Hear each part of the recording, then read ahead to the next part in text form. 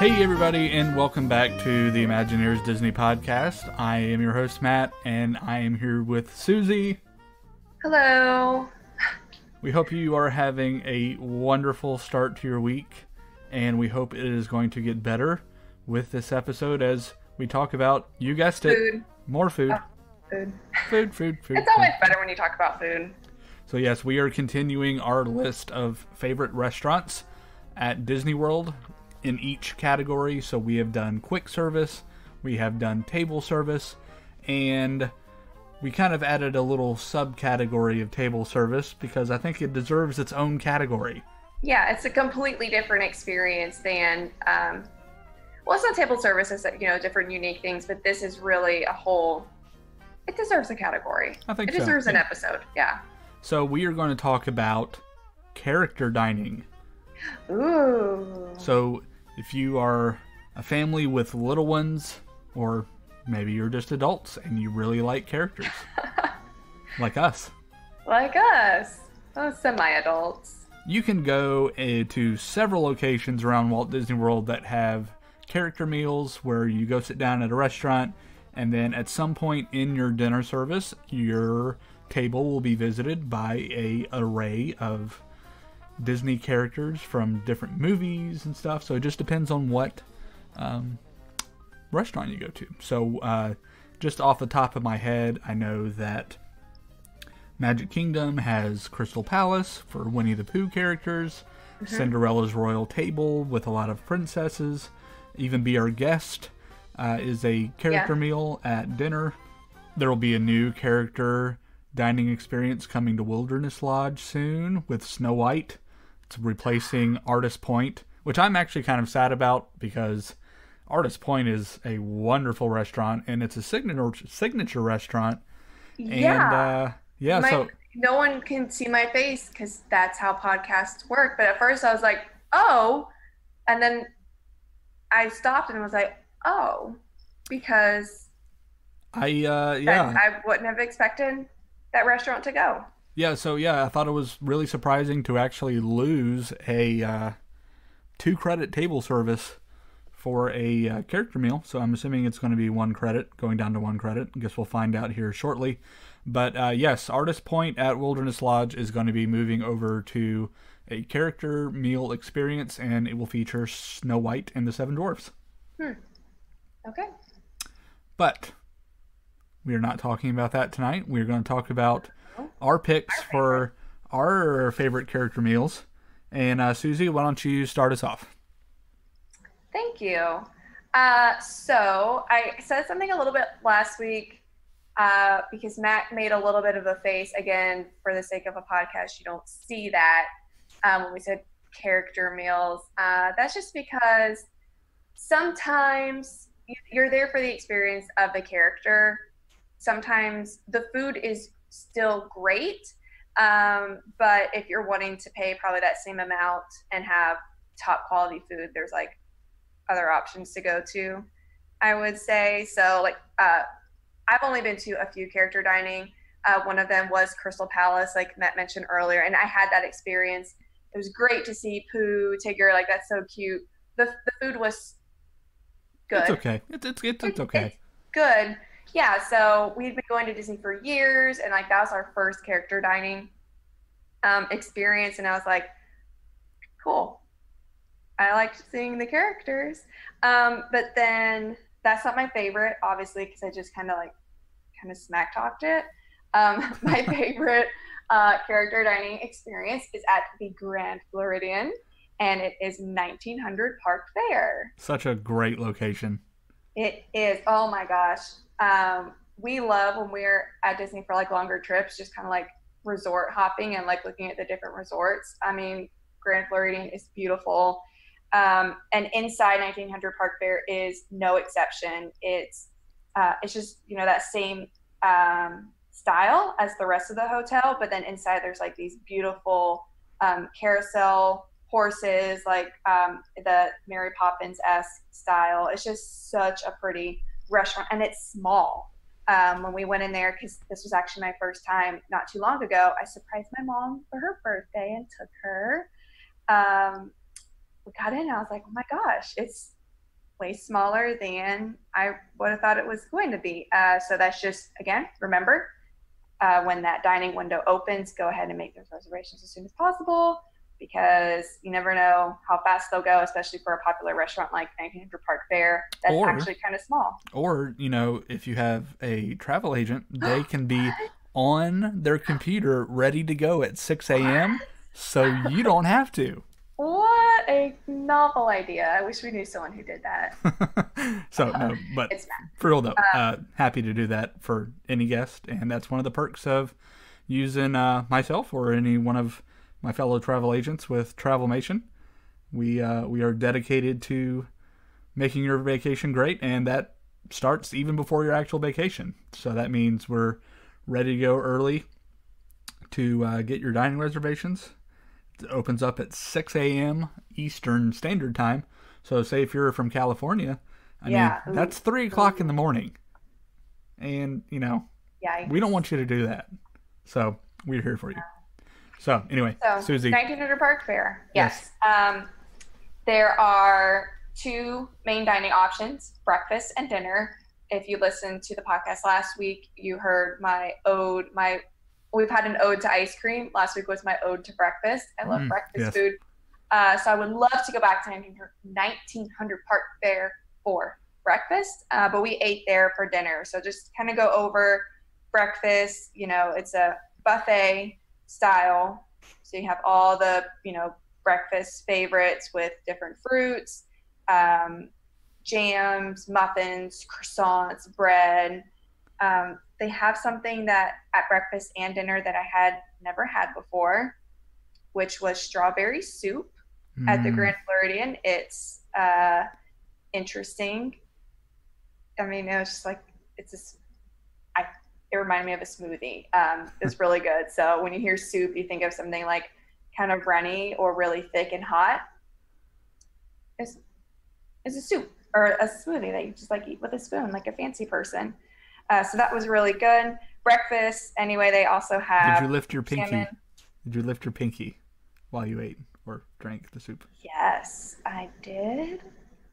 No, I didn't. Because that's fancy. I'm not quite on that level. Listen, I don't frequent the Grand Floridian for dinner and all that fancy stuff. So, although you should, because outside of 1900, there's some really great places. I know. I've been to the cafe, which is a great rabbit trail, but it's a great price for the food there, and you're at the Grand Floridian. So Narcoossee's and. You want to take us and pay for it? Okay. We're good. If you'd like to sponsor the podcast, I'm just kidding.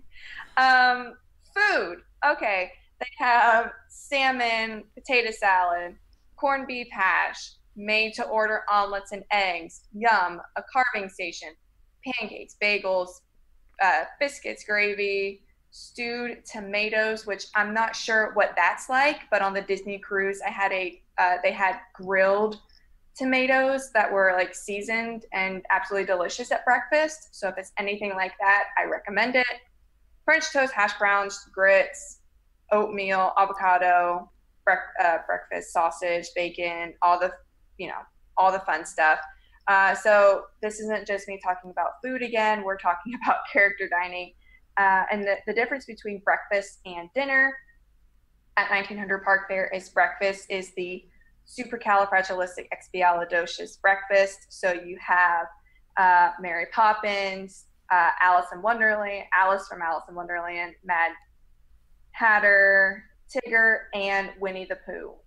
So you get that experience at breakfast, and then at dinner it switches over to Cinderella's Happily Ever After dinner. And kind of just an explanation of how we ended up at 1900 Park Fair. I wanted to do Cinderella's Royal Table. I knew it was going to be expensive. When you place your reservation, you actually pay at the time. And I had sticker shock. So I was like, forget that. Because my mom's favorite princess was Cinderella when she was younger. And so I wanted to do something special for her birthday. And this was kind of like an alternative. And we, like I said earlier, we think the Grand Floridian is just beautiful. So I was like, let's go to 1900 Park Fair since we hadn't before. So dinner, is Cinderella's happily ever after. So you have Cinderella, if that wasn't obvious, Prince Charming, evil stepmother, and both of the stepsisters. Which is the best thing ever. Which is the absolute greatest part of the dinner. It might, yeah. Let me, I'm just so excited to tell you all about this. Drusilla and Anastasia are absolutely hysterical. I think characters at Disney who kind of have more of an attitude or aren't supposed to be like the perfect princess pretty, all the time are so much fun. There's just different characters all around who get to have a little bit more of a personality and can sass with the guests. And that's definitely the stepsisters. They were just so funny. They saw it was my mom's birthday and they're like, why were we invited to your party? And like, just giving us all the, crap for that. And one of them was like, are you single? And I was like, yeah, so are you. Like, what are you like? She's being so sassy, throwing shade. I loved it. They really made that dinner. So seeing Cinderella was great because, there's that sentimental value of loving Cinderella, but for the fun of interacting with a character at the dining experience, definitely had to give the props to the stepsisters. Yeah, they actually have really great interactions with kids, especially like younger boys, because we were scared of them. Yeah. Like, ew. Like they'll like want to like you to propose to them and stuff like that. So it's funny. Yeah. Prince Charming was there. He was nice, the man of few words. But yeah, I really loved seeing just like the movie. Just like the movie, bless his heart. I loved seeing Lady Tremaine interact with the little girl at the table next to us because you could tell like she hated her because she's seen the movie and you're supposed to hate the evil stepmother. That's why she's called the evil stepmother. So we had just a great experience overall. The characters were so fun. Dinner is absolutely delicious. They had so many different types of salads. They had a kale salad, which I just wanted to put in my suitcase and take home with me. It was amazing. Fruit. They also had that strawberry soup that I mentioned at breakfast. It's also there at dinner. Catfish, honey sriracha salmon, which was incredible, especially on the kale salad with like all the, it was so good. Rice, shrimp, mashed potatoes, clam chowder, chicken noodle soup, lots and lots of veggies, which were all incredible. Steamed mussels, if you're into that.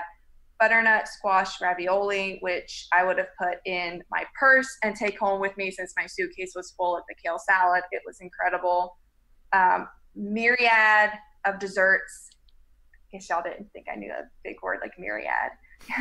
Big dessert table. It was just so good. Great food and great experience with the cast from Cinderella. Yeah, 1900 is just a really, really solid option for a character meal. So, but yeah, I think it's kind of one of the hallmark classic character dining experiences that people know about. Speaking of character dining experiences people might not know about, though. Yeah, and this may be left field for some people, because I feel like, you don't hear a whole lot about it. I've sometimes. Never heard of it. I definitely over scroll past it anytime I'm looking for dining options. So, a lot of you may know, some of you may not know, that Cinderella's Royal Table is quite possibly the hardest dining reservation to get at Walt Disney World. Literally, you have to get it 180 days in advance, or by dumb luck, happen upon it when you were searching due to someone canceling it. So, with that being said, there is an alternative. This is my runner-up to those of you who are looking for Cinderella's Royal Table and can't get it. It is a princess character meal. So for those of you who have kids that are really into the Disney princesses, this character meal is actually the exact same list of princesses, usually. So, and what it is the Akershus Royal Banquet Hall over in the Norway Pavilion in Epcot. So when you dine at Akershus, you are going to be greeted by a variety of Disney princesses. So Snow White, Cinderella, Belle, Aurora, Ariel, Jasmine, a combination of those. So, yeah. And, you know, one of the things to point out is that Cinderella's Royal Table is 2 credits. Akershus is 1. Really? So, dang. And I think it's important to note that you picked this one. Yes, I picked it especially because of the price point. So now, out of pocket, it is expensive, but considering that it is 1 credit on the dining plan, this is a steal. So for breakfast, the price for children ages 3 to 9 is $30.89. And then for guests 10 and over, it is $52.19. And then when we jump to lunch and dinner, the price for ages 3 to 9 is $37.28. And then for guests ages 10 and over, it is $62.84. That's a little bit more than 1900 Park Fare. A little bit, yep. I see definitely the benefit of having a dining plan for that option. So yeah, especially if you were on the dining plan, take advantage of this because it really is, and I know we use the term a lot, the most bang for your buck. The dining plan is great, but I think you need to be strategic in what you select for your restaurants to get the most money out of each credit. So this for sure will do that. Now, with that being said, this is a Norwegian restaurant. It is in the Norway Pavilion in Epcot. So the menu is different. It is a little different. And I think that's what kind of steers people away sometimes from it. But don't let that dissuade you because there are great options for kids as well. Looking at the breakfast menu, it's pretty traditional. There are scrambled eggs, sausage, bacon, potato casserole, and then there's going to be bagels, fruit, cinnamon rolls, muffins, turnovers, danishes, bananas, croissants. And then they add a little Norwegian flair to it. So they're going to have one of the things, I guess, for Norwegian breakfast is fish. So they have herring. Okay. Then they do a lot of cheeses. So there's like a Jarlsberg, Munster, goat cheese. So I love goat cheese. So you I want to check that out. you venture into that different menu with the Norwegian flair, starting with breakfast, and then it actually progresses as you go into the lunch and dinner menu. So with the lunch and dinner menu, just like Cinderella's Royal Table, you included in your price is an appetizer, an entree, and a dessert. So the appetizers are going to be, you have some of that Scandinavian seafood, like that fish that we just previously mentioned, and then they're going to have some imported cheeses, cured and sliced meats, and different salads and fruits in that salad and fruit bar. And then for your entree, you have a selection of 7 options. And last time I was here, I actually did the Norwegian meatballs. They were delicious. And that is served with mashed potatoes, seasonal vegetables, and a lingonberry sauce. So, yeah. And then, I don't know what that is, but it's really good. I like trying new food. Then they have salmon, they have a chicken breast, pork tenderloin, and they actually have a really nice vegetarian dish. It's a Scandinavian potato dumpling, and they're handcrafted dumplings with zucchini, leeks, peas, mushrooms, and it's all served in a coconut curry sauce. Wow, that sounds really good. Yeah, so once again, just goes to show that there's something on the menu for everyone, especially if you have dietary needs and you need something vegetarian or if you need something gluten-free. The chefs at these restaurants will cater to your every need and you will not have to worry about it. And it's nice being at ease going to these meals, especially if you have kids that have dietary restrictions. Well, and I was about to say for kids in general, since this is a dining or a character dining, you're definitely going to, think more like take your kids there. I'm not sure how kids feel about like coconut curry sauces and Norwegian meatballs. I guess they have like, I hate to say normal, like I guess they have like kid foods that kids would be used to too. Yeah, and they actually have a really great kids meal as well. They have grilled chicken breasts. They have the salmon that is on the adult menu as well. They have macaroni and cheese. They even have the Norwegian meatballs that are on the menu because those are pretty. Yeah, it's a pretty normal. Yeah. I think that's a good kid food. And then they have pizza. So pizza, macaroni and cheese are, what kid doesn't like those, right? Crowd pleasers every day, all ages. So yeah, like I said, don't let the menu scare you off when you see, all these Norwegian words attached to the menu because I said the entrees and what they actually were, but not what they're actually called because I am not going to attempt that. I don't know. That might be fun to listen to. Nope. Ain't going to do it. Not even going to try. Lots of S's and V's and Y's and... So anyway, well, that is my pick. It's kind of adventurous for some people, but once again, it is a great alternative to Cinderella's Royal Table, especially if, you were kind of had your heart set on getting the princess meet and greets with your kids or even for yourself. And I never would have thought Norway and Epcot would have something like that. I'm actually really surprised they have not added Anna and Elsa, but whatever. Yeah, when you said it was in Norway, I was like, oh, Matt's favorite is like meeting Olaf like during dinner. I really wouldn't have thought that was going to happen. But yeah, that's a good point. Maybe they'll be adding them in the future. If they do, then it'll definitely probably get a little bit harder to make that reservation. Most likely, yes, but who knows? We will see. But as for right now, those are the characters that are going to be there. So the princesses, Cinderella, Snow White, etc. So those were our character dining experiences. We will wrap up our discussion on Disney dining, our favorite spots around Disney World, next week when we talk about signature dining. Ooh, signature dining.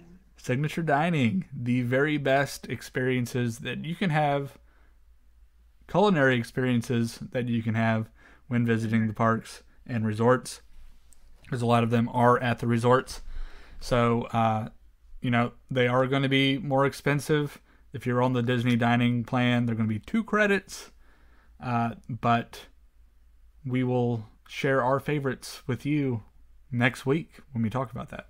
Speaking of the dining plan, if you are looking at booking your Walt Disney World vacation, I'm here to help you with that.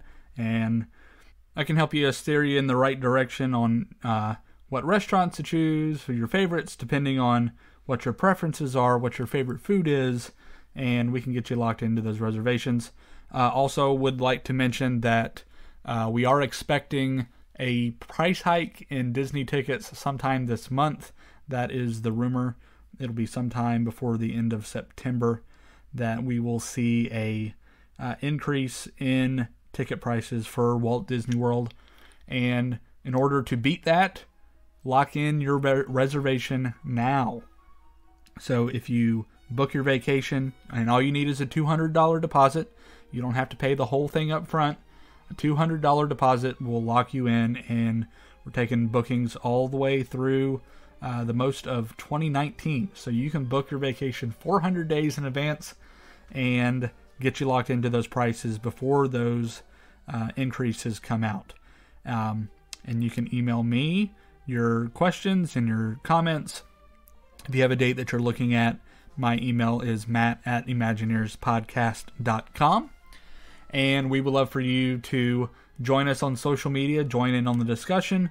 What is your favorite character meal? What is your favorite character restaurant? What are your favorite characters that you would like to see at Walt Disney World when you go down?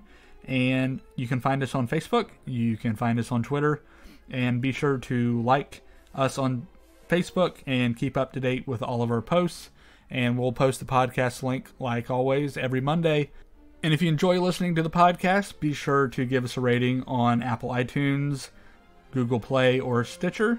We sure do appreciate your feedback, and we just enjoy doing this with you every Monday, and we look forward to joining you again next week.